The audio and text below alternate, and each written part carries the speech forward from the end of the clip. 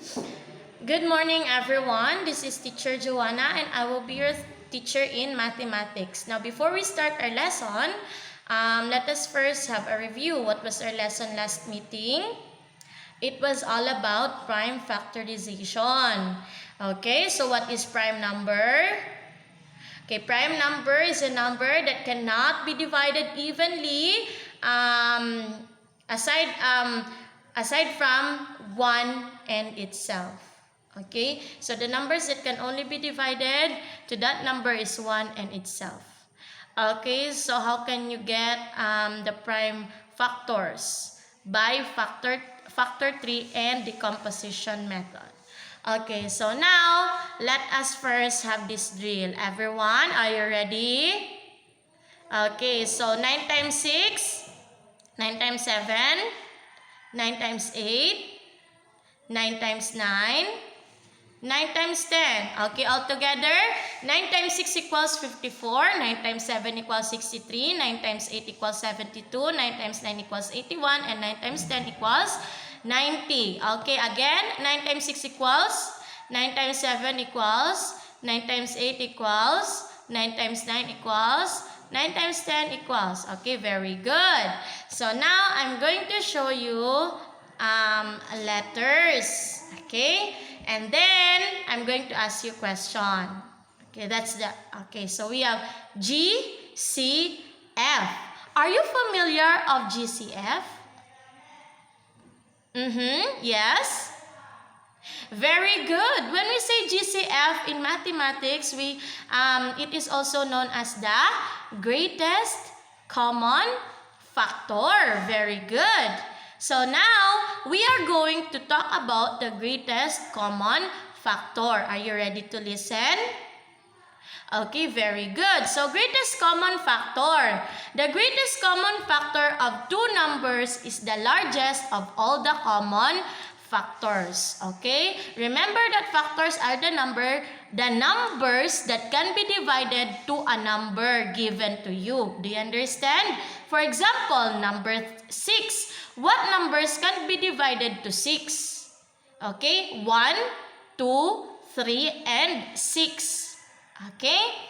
So, in the greatest common factor, okay, so the greatest common factor of two numbers, okay, is the largest of all the common factors. Always remember that. Now, to find the GCF, we can use 3 methods. How many methods can we use? 3. How many? 3. The first one is the listing method. Now, in listing method, you have to list down all the factors of each numbers. Then, pick the largest of the common factors. Now, what are you going to do in listing method? First, you're going to list all the factors of the numbers. And then, you're going to pick the largest of the common factors. For example, 12 and 20. The given numbers are 12 and 20. What are the factors of 12? The factors of 12 are 1, 2, 3, 4, 6, and 12. And the factors of 20 are 1, 2, 4, 5, 10, and 20. The next step is that you're going to pick the largest of all the common factors. Now, what is the largest of all the common factors?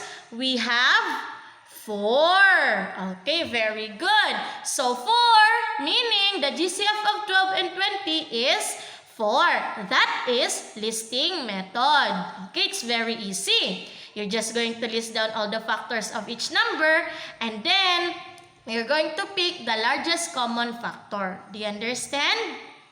Okay, very good. And then, the next method is the prime factorization. So, here in prime factorization, you have to get the prime factorization of each number using what? A factor 3. So, do you still remember how to use the factor 3?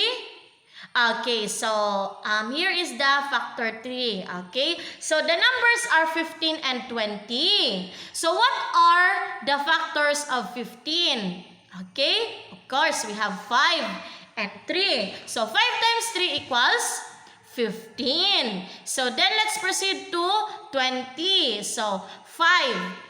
Okay?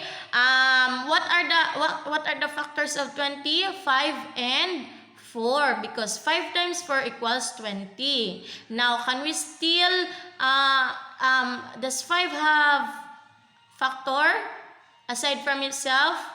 Okay, no. It's a prime number. That's why it can only be divided to 1 and itself. So let's bring down 5.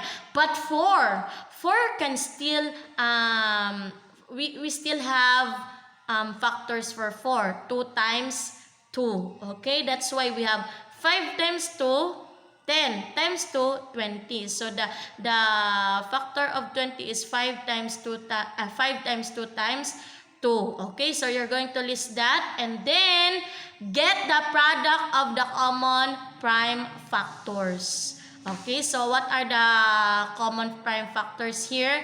Number 5. So the GCF of 15 and 20 is 5. Do you understand me? Okay, so in prime factorization, we get the prime factor using factor 3, and then we get the product of the common prime factor. Do you understand? Okay, and then the last one is the decomposition method. Do you still remember decomposition? Okay, we are using division here. Now, in the composition method, you're going to divide the given numbers by a common prime factor repeatedly until there is no common prime factor between the two numbers anymore. Now, the product of the prime factors used to divide is the greatest common factor. Okay, so here is the decomposition method. So the numbers are 24 and 30. What number can be divided to 24 and 30? Okay, we have 3. Okay, 3 divided by 24, 8. 3 divided by 30, 10. Can we still factor 8 and 10? Yes. What number can be divided to 8 and 10? 2. Very good. So 2 divided by 8, 4. 2 divided by 10, 5. Okay. So the prime factor used to decompose are 3 and 2. So we multiply them to get the GCF. Okay? So we multiply 3 and 2. 3 times 2 equals 6. So the GCF is 6. So the greatest common factor of 24 and 30 is 6. So that's how you use the decomposition method to get the greatest common factor. Do you understand? So we have 3 methods: the listing method, the prime factorization wherein we use the factor 3, and then the decomposition method wherein we use division, continuous division. Do you understand? Okay, so remember that the prime factors are the largest common factor of the given two numbers. Do you understand? Okay, so I have here questions. So what is GCF? GCF is what we call greatest common factor. Greatest common factor is the largest common factor of the two numbers given. Okay, so what are the ways to get the GCF? GCF, we have 3 ways: the listing method, the prime factorization wherein we use the factor 3, and the decomposition method wherein we use the continuous division. So there are 3 ways: listing method, prime factorization, and decomposition method. Now, if you really did understand the lesson, let us proceed to your practice exercise. Now, here is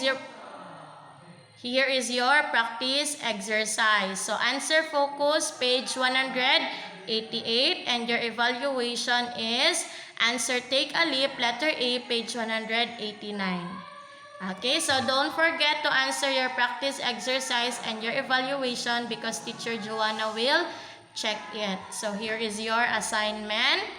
Answer make meaning, letter A and B, page 190. Don't forget to answer your assignment also. So thank you for listening. See you on our next video.